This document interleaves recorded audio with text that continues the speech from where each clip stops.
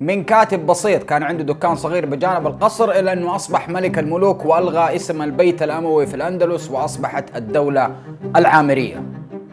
محمد بن أبي العامر.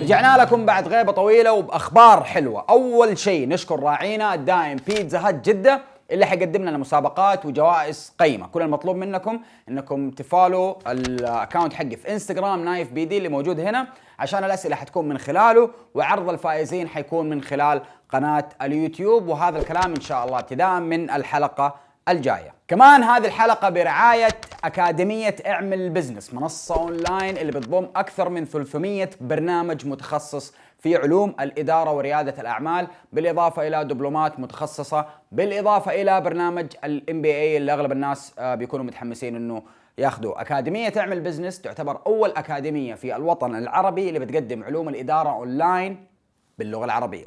استنوا لآخر الحلقة عشان حتكون في مفاجأة.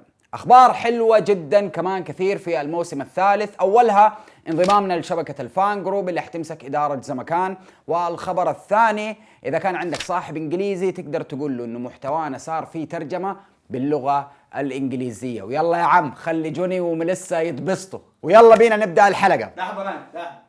صح، هي جات متأخر شوية. أشكركم كلكم على دعمكم لنا في منصة زمكان. الحمد لله جبنا درع 100,000 مشترك. احنا طبعا الحمد لله دحين وصلنا ل 230,000 مشترك، بس هذا بسببكم بعد فضل ربنا سبحانه وتعالى.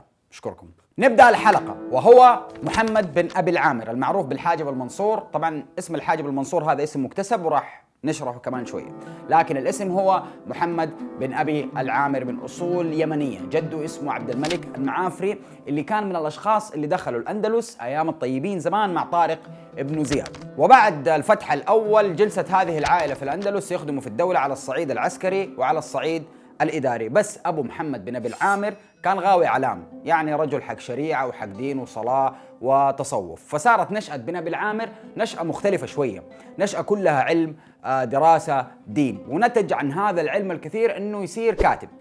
أيام زمان كلمة كاتب ترى كانت شغلانة مهمة. ليش؟ لأنهم بيشكلوا حلقة الوصل بين الشعب وبين الحكومة. أي طلب تبغى تقدمه إلى البلاط الحاكم وتعليمك على قدك، أو أنك مثلا ما تعرف تقرأ أو تكتب، تروح للكاتب وهو بمعرفته يصيغ لك الخطاب اللي تبغى تقدمه. يعني بالعربي محمد بن أبي العامر كان معقب متعلم، فتح له دكان كتابة لاصق عند القصر، بدأ يكتب معاريض وشكوى الناس للخليفة اللي كان اسمه الحكم المستنصر، اللي يصير تاسع أمراء بني أمية في الأندلس وثاني خلفاء المسلمين في الأندلس. المهم، محمد بن أبي العامر صار يكتب للقصر، وهنا زوجة الخليفة حبت طريقة كتابته وكان اسمها صبح، والخليفة كان يدلعها جعفر. فكلمت الخليفة قالت له ما تشوف الواد ده شكله شاطر، يعني ما تخليه يشتغل جوا القصر.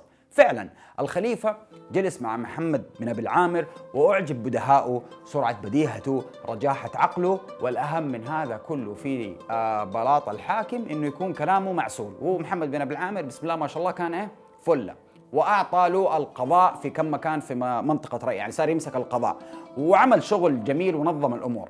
بعد كده ترقى وصار ماسك قسم المواريث والزكاة في إشبيلية. طبعا علم المواريث يعتبر من أصعب العلوم في الشريعة الإسلامية، هذا والله أعلم، لكن عشان أنا شوية قرأت فيه لقيته مرة معقد. لكن بن أبي العامر أبلى فيه بلاء حسن، وصبح صارت ما تسمع فيه. وهو كمان يعني كان سخي، يعني ميزته أنه كان يأخذ الناس على حجره ويديهم هدايا ويظبطهم ويدلعهم. حتى الحكم المستنصر قال عنه: ما الذي استلطف به هذا الفتى حرمنا، حتى ملك قلوبهن مع اجتماع زخرف الدنيا عندهن، حتى صرن لا يضعن إلا هداياه ولا يرضيهن إلا ما آتاه، وإنه لسامر عليم وإني لخائف على ما بيده. نحط خطين تحت آخر كلمة دي لأني خايف عشان حنرجع لها تاني. تمام؟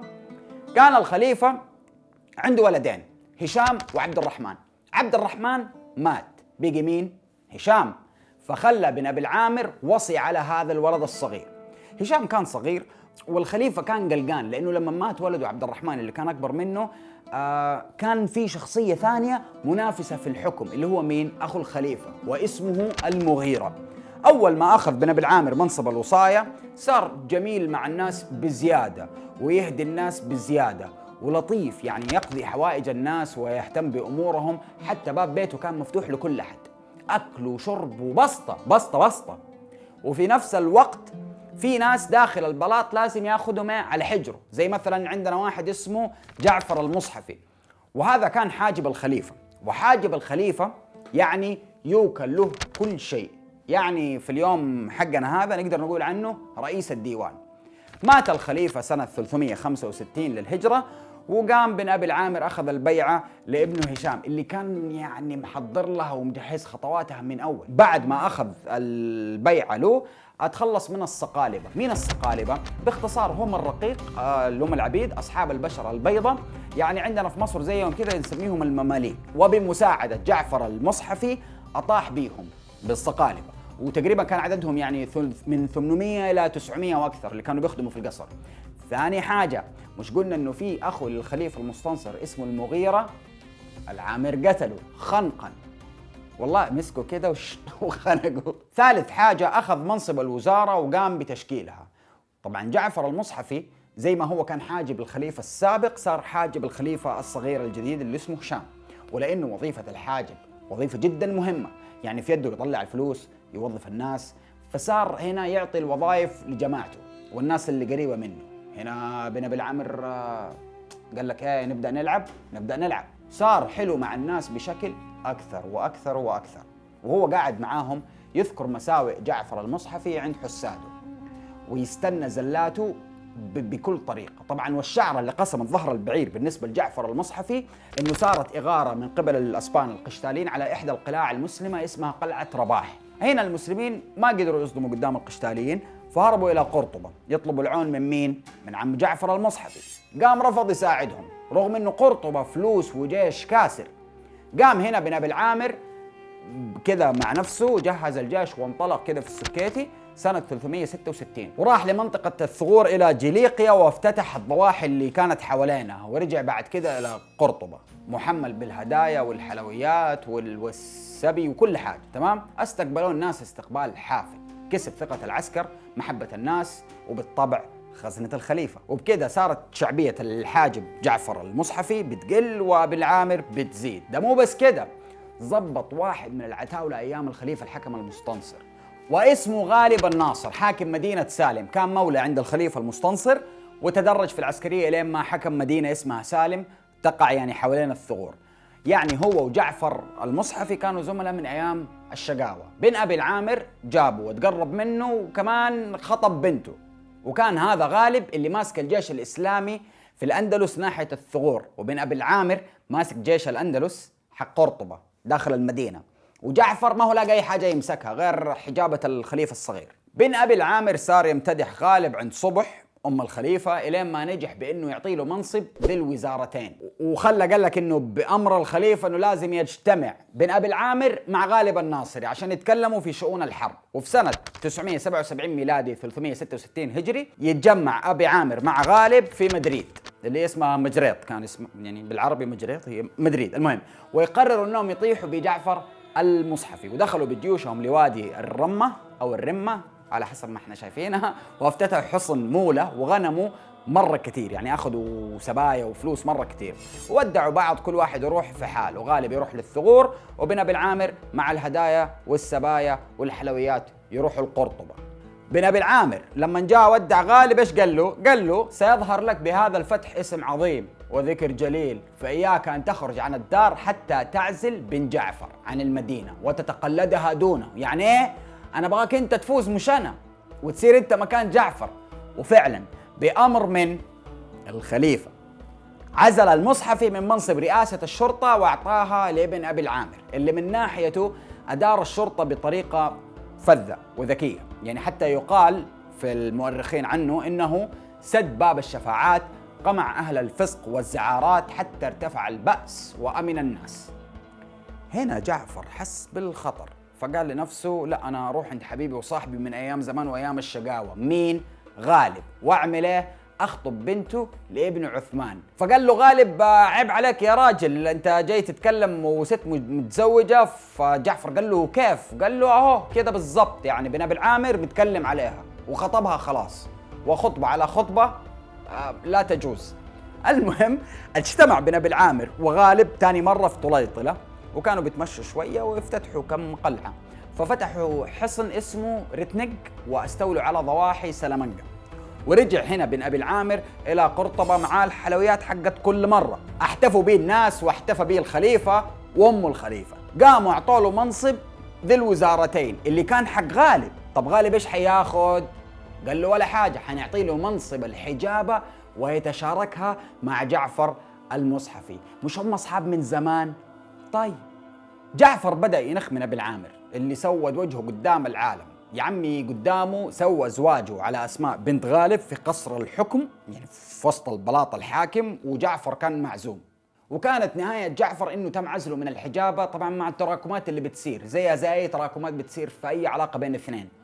وتمت مصادرة أمواله وسجنه هو وعياله، وتم بيع قصوره، وأصبح يا مولاي كما خلقتني. لدرجة يعني خلاص مرة كره أهله وقبيلته كاملة. شاف ولد أخوه معدي كده فقام قال له خذ تعال وقتله كده فجأة. الولد ما له صلاح في أي حاجة. وآخرتها سجن جعفر المصحفي وطلع من السجن ميت. ونقلوا عنه قصيدة بتقول، يعني قصيدة بصراحة مدمية. قال إيش؟ لا تأمنن من الزمان تقلبا، إن الزمان بأهله يتقلب، ولقد رآني والليوث تهابني، وأخاف من بعد ذاك الثعلب. شوف والله إن الأيام دول والله. المهم وبكده بن أبي العامر طوى صفحة مين؟ جعفر المصحفي. تحسب خلص؟ لسه. فجأة قال كان هنا في أحد بيساعدني. مين؟ غالب حماية، شخصية قوية، وصار الحاجب وأمير على منطقة الثغور وحاكم مدينة سالم. أوب ينفع كده؟ لا ما ينفعش. وبدأ بخطة التخلص من غالب الناصري، والخطة إنه يجيب أحد منافس له. مين؟ واحد اسمه ابن الأندلسي، واحد طحطوح من جماعة البربر وكان قائد لهم. رسل له المنصور وجابوا من المغرب مع عسكر من البربر، واستقبلهم بن ابي العامر بحفاوه، واطلق اسم جديد على هذول العسكر بالتحديد، وهما جند الحضره او جيش العاصمه. اعطاهم فلوس الين ما صار ولاءهم فقط الا لبن ابي العامر. وصار هنا في توازن بين قوه الجيش اللي في يده وقوه الجيش اللي في الثغور اللي مع مين؟ مع حماه غالب الناصري. غالب من الناحيه الثانيه بدا صبره ينفد من ابي العامر، لانه صار يتصرف بدماغه ويرتجل مع نفسه في الشؤون الاداريه او حتى في العسكريه. فالان بن ابي العامر صار عنده شعبيه كبيره جدا، مضبط صبح اللي بيدلعوها جعفر، ماسك الوزارات، بالاضافه يشترك في منصب الحجابه مع غالب الناصري بعد موت جعفر المصحفي. يعني انت لا تغار، مش احنا عملناها مع حج جعفر؟ طيب زعلان ليه؟ المفاجاه الكبرى كانت بانه بن ابي العامر حجر على الخليفه باستخدام البرابره. ايش سوى؟ يعني مظبطهم بفلوس واداهم وظائف، طير العرب والموالين للمصحفي وللخليفه، صار يجيب بس ناس من ناحيته شلتي انا. وما اكتفى فقط بسيطرته على قرطبه، لا، نط لغالب في اكل عيشه في الثغور، وصار يشاركوا في الحروب الشماليه. عشان ايه؟ يكسب الجوله كامله، لانه انت هنا كسبت الناس اللي داخل المدينه. طيب الجند دول اهم ناس تكسب ولاهم، يعني بيهم الدوله تفوز، من غيرهم الدوله تسقط. غالب هنا ضايق يعني وحس بكسره، فقام قال انا اعزم زوج بنتي عندي في البيت. عزم بن ابي العامر وبدا الجلسه بالحب، انتهت طبعا بالكره ومشاده كلاميه. يتحمس فيها عمنا غالب ويقوم يسحب سيفه ويحاول قتل مين؟ بن ابي العامر. ابي العامر هرب باعجوبه، بس ايش اللي صار؟ صارت هنا الخصومه واضحه. والتحدي صار خلاص على عينك يا تاجر. ومن قهر غالب راح واتحالف مع الممالك الاسبانيه الشماليه اللي هم على حدوده، اللي هم اصلا كانوا بيرحبوا باي نوع من انواع التعاون بين فرقتين مسلمتين. ودي كانت طبعا بتشكل الحاجه حلوه بالنسبه للاسبان. في سنه 371 قامت المعركه الحاسمه بين المنصور وغالب. قدر غالب اللي وصل عمره تقريبا لل 82 83 انه يظهر شجاعه كبيره جدا، الحق ينقال يعني، وتستغربها من صاحب سن كبير زي كذا، الى يعني قاتل الى ان مات وانتصر بن ابي العامر. وبكذا انتصر على اكثر منافس له. خلصنا من جعفر، خلصنا من غالب. في واحد مين؟ انا جبت مين عشان الاندلسي. حلو، قال ده بس خطته سهله، انا اجيبه عند البيت يا ابن ابي العامر وتعشيه وتشربه شاي بالياسمين، وبعدها من شويه نخش على النبيذ. دخل سكره، بعدين قال له خلاص لا انت سكران طين، عشان لازم يعني عشان تعرف ترجع بيتك. وهو راجع في الطريق يرسل له واحد بن ابي العامر، وبكده يستتب الامر كاملا الى بن ابي العامر، وصار هو الحاجب اللي لقب نفسه بالمنصور. يعني هو ادى نفسه لقب، او اخذ الحجابه وصار اسمه المنصور، فالحاجب المنصور. الناس يدعوا له في المنابر، يفتحوا خطب الجمعه باسمه، المراسلات تبدا باسمه، الوزراء يقبلوا يده. لا، مو بس الوزراء، حتى بيت الحكم الاموي صاروا يقبلوا يده. فتساوى بن ابي العامر بالخليفه في كل شيء، غير انه اسمه الحاجب بدل الخليفه. قال عنه ابن الخطيب في كتابه اعمال الاعلام، قال: كان آية من آيات الله في الدهاء والمكر والسياسة، عدا بالمصاحف اللي هم جماعة جعفر المصحفي وقبيلته، عدا بالمصاحف على الصقالبة حتى قتلهم، ثم عدا بغالب على المصاحف حتى قتلهم، ثم عدا بجعفر بن الأندلس، هو الأندلسي ده اسمه جعفر، ثم عدا بجعفر بن الأندلس على غالب حتى استراح منه، ثم عدا بنفسه على جعفر حتى هلك، ثم انفرد بنفسه ينادي في صروف الدهر: هل من مبارز؟ فلما لم يجده حمل الدهر على حكمه، فانقاد له وساعده واستقام له أمره منفردا بسباقه لا يشاركه فيها غيره. تفتكروا لما قال الخليفة الحكم المستنصر: وإني خائف على ما بيده؟ بالضبط كده. واستطاع بن أبي العامر طمس بيت الملك وصار يحكم لوحده، وتسمت هذه المرحلة في الدولة، يعني اتلغى اسم دولة بني أمية وصار اسمها بالدولة العامرية، وحاكمها الحاجب المنصور. جينا لنهاية الحلقة وعرفنا من هو الحاجب المنصور من النشأة وإيش سوى عشان يستحكم على دولة الخلافة في الأندلس. الحلقة الجاية راح نشوف إيش سوى بعد ما مسك الحكم. طبعا خلينا أقول لكم حاجة، حمادة اللي راح غير حمادة اللي جاي تماما. حتشوف الدهاء وحتشوف حقيقي اللي هو تحسه جيم اوف ثرونز بكل معنى. وصلنا لنهاية حلقتنا، وبنذكر برعايانا أكاديمية اعمل بزنس اللي عاملين خصم على كل الدورات وبرنامج الMBA 55%، وهذا العرض لآخر سبتمبر. طبعا في الأكاديمية أنت بتدرس دراسة علمية وكمان مهنية، يعني هم بيشوفوا إيش سوق العمل يبغى، واللي هو بيدوك الزبد الخلاصة، وتقدر تحصل وقتها برضو على شهادة معتمدة تفيدك في شغلك، سواء لو كان عندك ترقيات أو حتى وسيبك أنت أساسا تفيدك في شغلك، أهم شيء تفيد دماغك أنت. المهم، وفيها اعتمادات، أبرزها اعتماد الدبلومات جاي من جمعية ريادة الأعمال في جامعة الملك سعود، وكمان في تعاونات مع الغرفة التجارية السعودية زي غرفة التجارية في الخرج، القصيم والجوف، بالإضافة للاعتمادات العالمية زي جامعة ريادة الأعمال والإدارة في أمريكا ومدرسة علوم الإدارة بجنيف SSBM. كمان لا تنسوا تشتركوا في صفحتي على الانستغرام، تسووا فولو نايف بي دي موجود هنا، عشان راعينا الدائم بيتزا هات جدة حيقدم لنا مفاجآت وأسئلة تخليكم تدخلوا على السحب، والأسئلة شوية غريب من نوعها، يعني ممكن نقول أقرب إلى الغاز إلا شوية. فإن شاء الله نلقاكم، وحتكون يعني حنبدأ الأسئلة والأجوبة من الحلقة الجاية بإذن الله. في النهاية أحب أشكر صبركم علينا واستمرار محبتكم لنا. إذا عجبكم محتوانا يا ريت تشتركوا في القناة وتدعمونا، إذا ما كان بنشر فبدعوة حلوة منكم. أشوفكم على خير.